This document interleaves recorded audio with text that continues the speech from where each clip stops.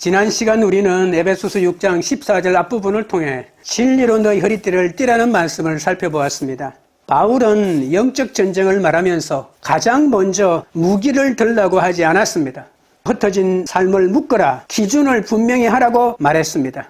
진리의 허리띠는 싸우기 위한 장비가 아니라 써있기 위한 질서였습니다.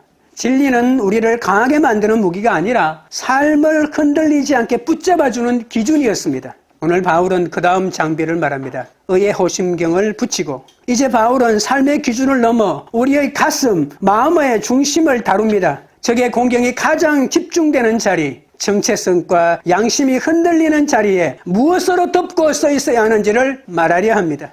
오늘 말씀은 우리가 어떻게 더 나은 사람이 되는가가 아니라 무엇이 우리를 끝까지 서 있게 하는가를 보여줄 것입니다. 진리가 삶을 묶는 기준이라면 의인은 흔들리는 마음을 지키는 판결입니다. 이제 바울이 말하는 의의 호심경이 무엇인지 살펴보겠습니다. 첫째로 의의 호심경은 우리의 정체성을 보호합니다. 14절 하반절입니다. 의의 호심경을 붙이고, 바울이 사용한 호심경이란 말은 헬라어로 토락스입니다. 로마 군인이 전투에 나설 때 반드시 입던 흉갑이죠. 어디를 덮습니까? 목 아래부터 복부 위까지 심장과 폐, 생명을 좌우하는 곳을 덮습니다. 팔과 다리가 다쳐도 싸울 수 있지만 가슴이 뚫리면 싸움은 끝입니다. 바울이 우리에게 보여주고 싶은 그림은 바로 이것입니다. 영적 전쟁에서 가장 먼저 지켜야 할 것은 행동이나 끝으로 드러난 모습이 아닙니다. 삶의 중심, 존재의 중심입니다.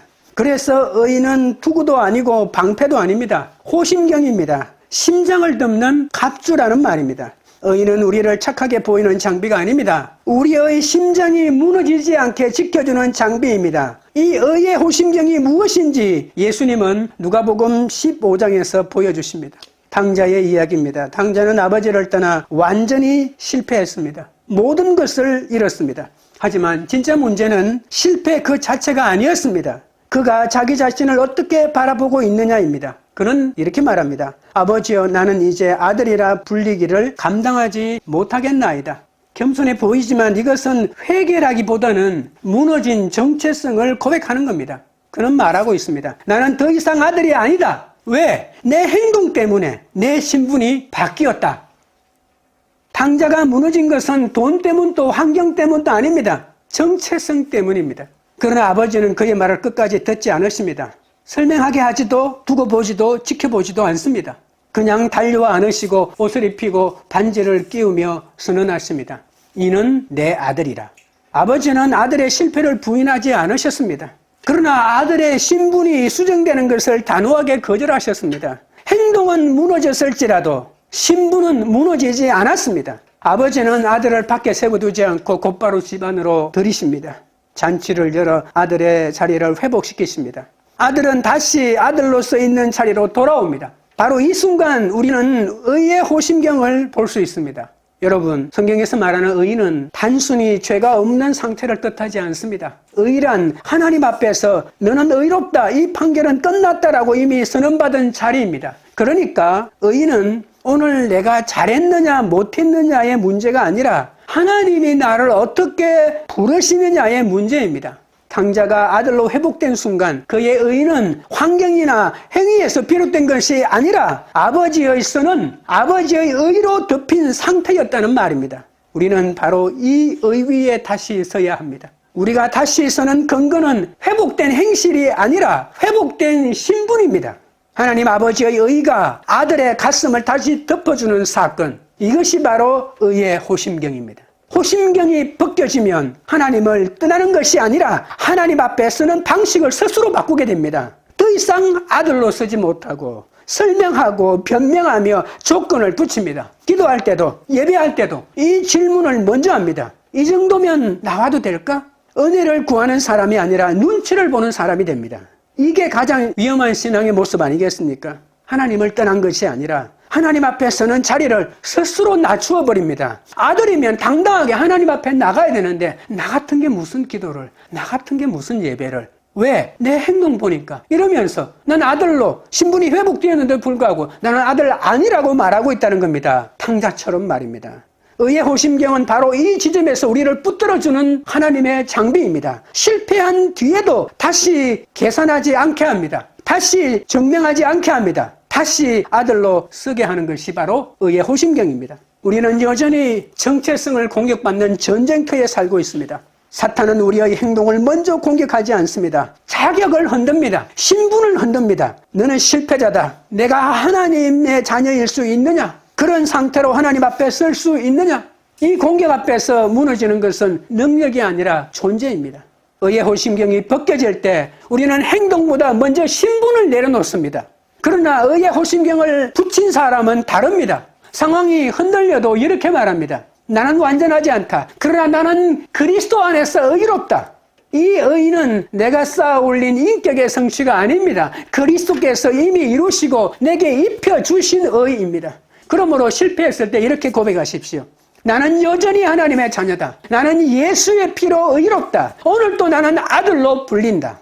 이 고백이 의의 호심경을 가슴에 대는 행위입니다. 행위가 흔들려도 신분은 무너지지 않기 때문입니다. 사탄은 끊임없이 우리의 행위를 가지고 공격합니다. 그러나 우리는 행위를 가지고 사탄의 말을 들으면 사탄의 말이 맞는 것 같습니다. 그러나 우리는 내 신분을 가지고 주님 앞에 나가야 합니다. 이것이 의의 호심경입니다. 상태가 변해도 정체성은 절대로 무너지지 않습니다. 하나님은 실패한 날에도 우리의 이름을 바꾸지 않습니다. 아들을 향한 호칭을 절대로 취소하지 않으십니다. 그래서 우리는 오늘도 하나님 앞에 아들로 서 있을 수 있습니다. 사랑하는 성도 여러분, 의의 호심경은 우리를 다시 아들로 세웠습니다. 실패해도 아들입니다. 넘어져도 아들입니다. 흔들려도 아들입니다. 그러나 전쟁은 여기서 끝나지 않습니다. 사탄은 아들이 아니라는 말로는 우리를 넘어뜨릴 수 없습니다. 그래서 정죄의 공격으로 방향을 바꿉니다. 신분을 건드리지 못하자 마음을 짓누릅니다. 너 같은 아들이 어디 있느냐? 네가 아들이라고? 아들인 건 증명해봐라. 네 같은 아들 꼴도 보기 싫지 않겠느냐? 라고 말하는 것이죠. 그런 아들이 무슨 얼굴로 쓰느냐? 아들이긴 한데 잠잠히 있어라. 그래, 너 아들이라고 하자. 그러나 너 잠잠히 있어라고 말하는 거죠.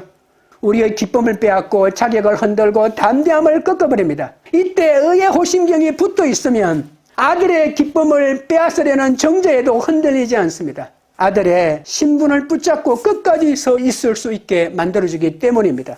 둘째, 의의 호심경은 정죄로부터 마음을 지킵니다.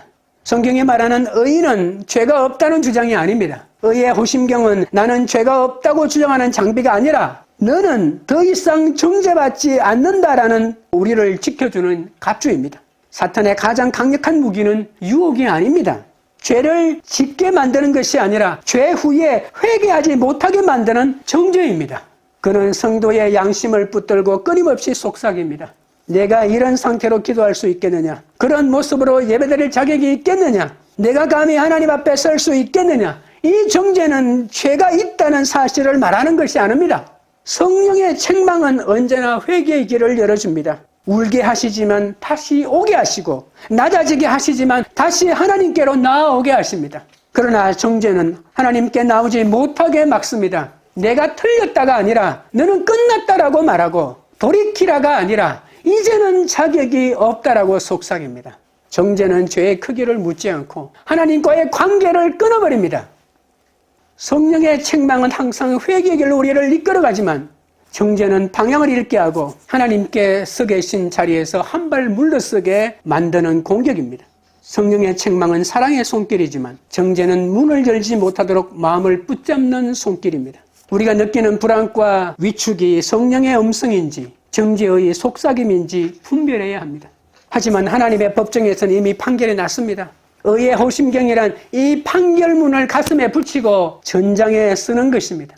의란 단순한 도덕적 완전함이 아니라 하나님께서 그리스도 안에서 이미 선포하신 확정적 신분입니다. 정죄의 음성이 들릴 때마다 하나님 앞에서 이미 선포된 나의 의로운 신분 위에 서서 마음이 흔들리지 않도록 지켜야 합니다. 나에게 주어진 의를 붙잡고 흔들리지 않게 써야 합니다.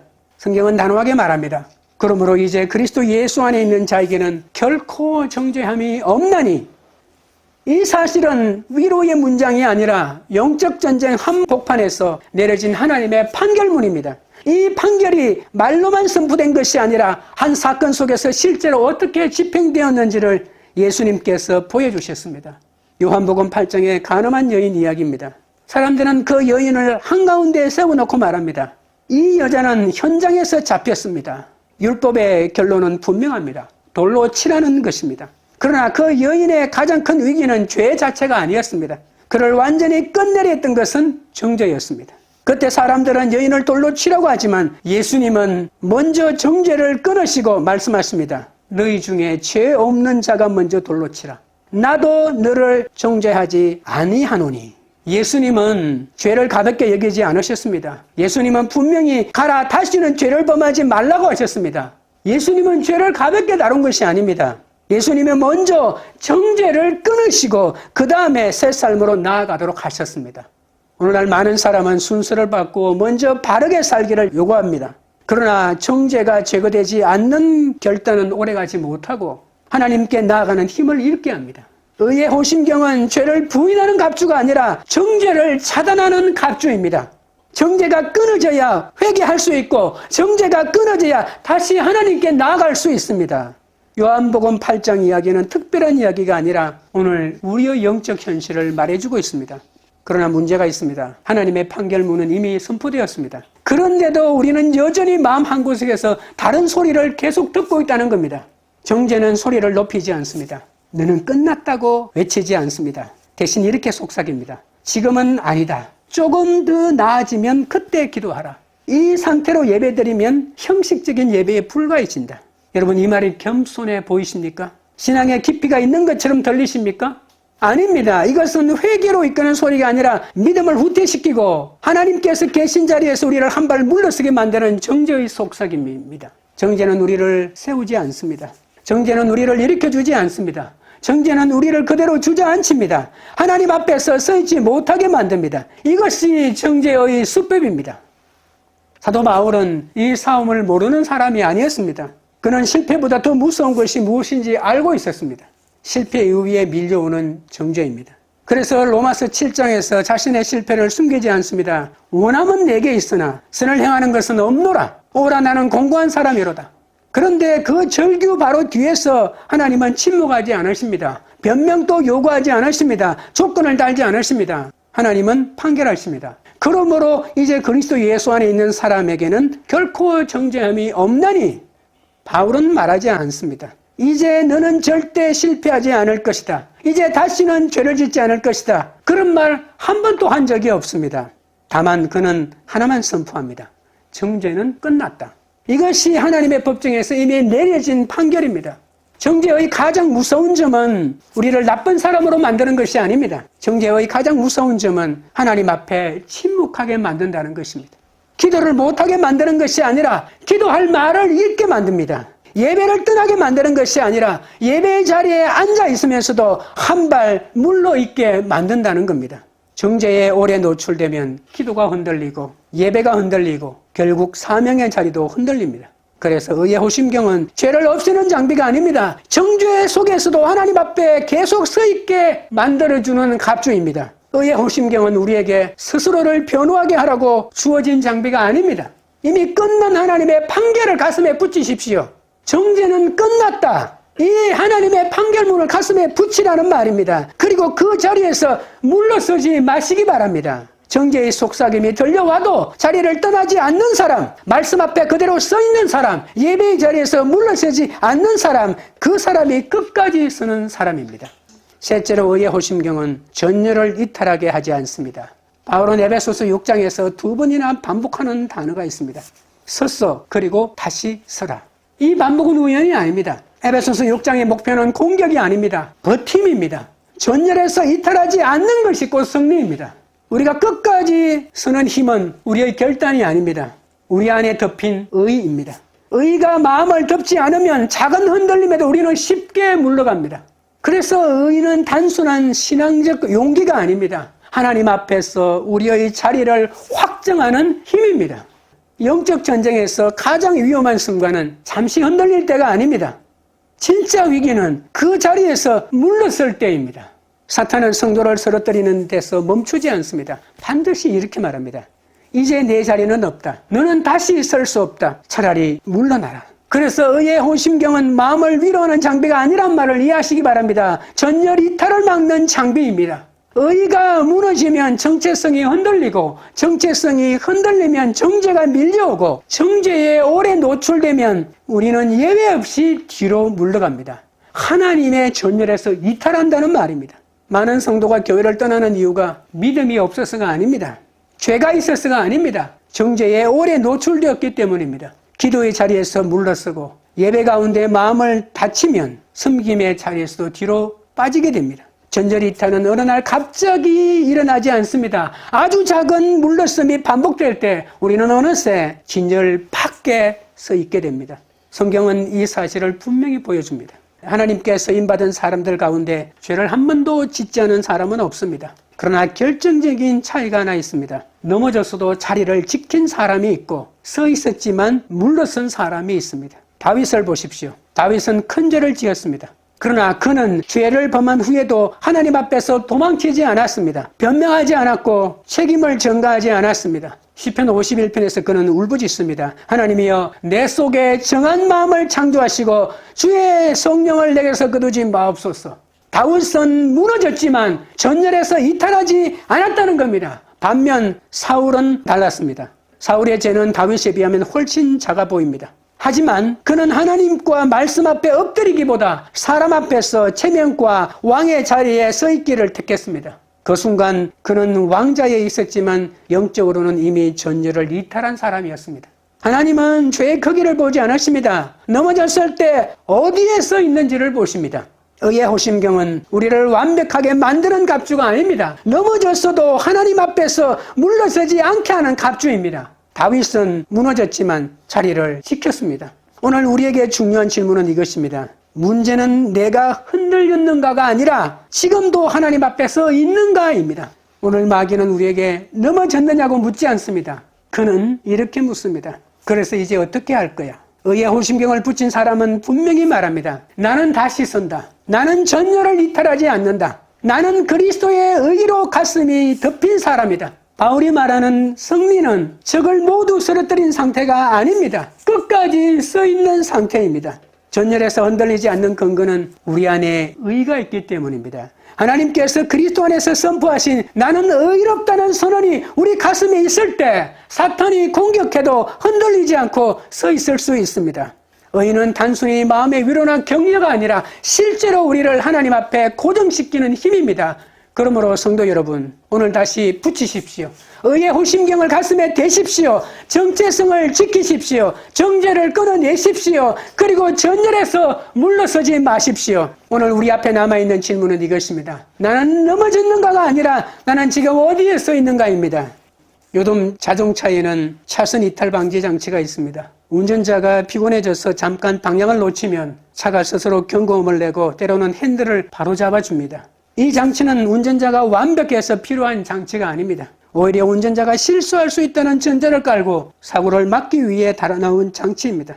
영적 전열도 그렇습니다. 대개는 한 번의 큰 배신이 아니라 작은 물러섬이 반복되다가 방향을 잃게 된다는 사실입니다. 의의 호심경은 잠깐 방향을 놓쳤을 때도 하나님을 등지지 않게 붙들어주는 은혜의 장치입니다. 우리가 완벽해서 입는 것이 아닙니다. 하나님이 이탈하지 말라고 끝까지 전열에 서 있으라고 입혀주신 갑주입니다. 바로 그 이유로 바울은 말합니다. 다시 싸우라가 아니라 그 자리에 서 있으라고 말입니다. 하나님은 오늘 우리에게 묻지 않으십니다. 왜 넘어졌느냐? 하나님이 물으시는 것은 이것입니다. 그래도 너는 나를 향하여서 있느냐? 의의 호심경을 입은 사람은 쓰러진 자리에서도 하나님을 등지지 않습니다. 방향을 잃지 않습니다. 그래서 다시 일어설 수 있는 것입니다. 의의 호심경은 우리가 강해졌다는 증거가 아닙니다. 쓰러진 자리에서도 하나님을 향한 방향을 잃지 않게 하는 은혜의 장치라는 말입니다. 의의 호심경은 승리의 트로피가 아니라 전절의 이탈을 막기 위해 하나님이 우리에게 주신 갑주입니다. 말씀을 맺겠습니다. 사랑하는 성도 여러분, 오늘 우리는 분명히 보았습니다.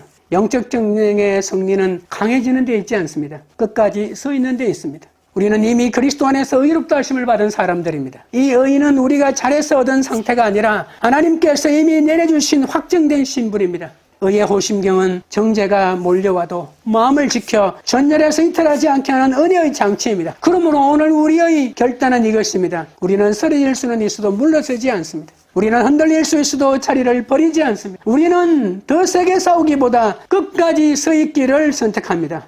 영적 전쟁에서 승리자는 가장 강한 사람이 아닙니다. 자리를 끝까지 지킨 사람입니다. 오늘 또 의의 호심경을 붙이십시오. 정죄의 소리가 들려와도 자리를 떠나지 마십시오. 말씀 앞에 서 있고 예배의 자리에 서 있고 하나님 앞에 그대로 서 있으십시오. 그리고 주님의 판결에서 주님의 전열에서 끝까지 서 있는 여러분 되시기를 주님의 이름으로 축원드립니다. 찬양 드리고 기도하겠습니다. 하나님 아버지, 우리는 패배자가 아니라 그리스도 안에서 이미 의롭다 하심을 받은 자임을 오늘 다시 선포합니다. 정죄의 소리가 아무리 크게 들려와도 십자가에서 이미 내려진 하나님의 판결은 끝났음을 믿습니다. 그러므로 우리는 숨지 않겠습니다. 물러서지 않겠습니다. 이미 승리하신 그리스도 안에서 오늘 또 담대히 서 있음을 선포합니다. 의의 호심경으로 우리의 마음을 덮어 주옵소서. 정죄가 우리를 침묵시키려 할 때마다 복음으로 다시 일으켜 주옵소서. 사탄이 고발할수록 우리가 변명으로 맞서지 않게 하시고 십자가를 더 굳게 붙들게 하옵소서. 우리는 정죄에 눌린 군사가 아니라 하나님의 의로 보호받고 지켜진 군사임을 믿음으로 고백합니다. 오늘 우리는 결단합니다. 주님의 전열에서 이탈하지 않겠습니다. 넘어질 수는 있어도 물러서지는 않게 하옵소서. 주님의 의로 가슴을 덮고 끝까지 그 자리에 서 있게 하옵소서. 끝까지 서 있는 자가 승리자임을 믿고 오늘도 우리가 주님의 전열에 서 있음을 담대히 선포하게 하옵소서. 광교를 교회는 뺑이가 아니라 그리스도의 은혜와 의로 살아가는 공동체로 세워 주옵소서. 정죄가 우리의 마음과 예배를 무너뜨리지 못하게 하시고 흔들릴 수는 있어도 방향을 잃지 않게 하옵소서. 싸우느라 지친 교회가 아니라 끝까지 서 있으므로 승리하는 교회가 되게 하여 주시옵소서. 이 모든 말씀을 우리의 의가 되신 예수 그리스도 이름으로 기도드리옵나이다. 아멘.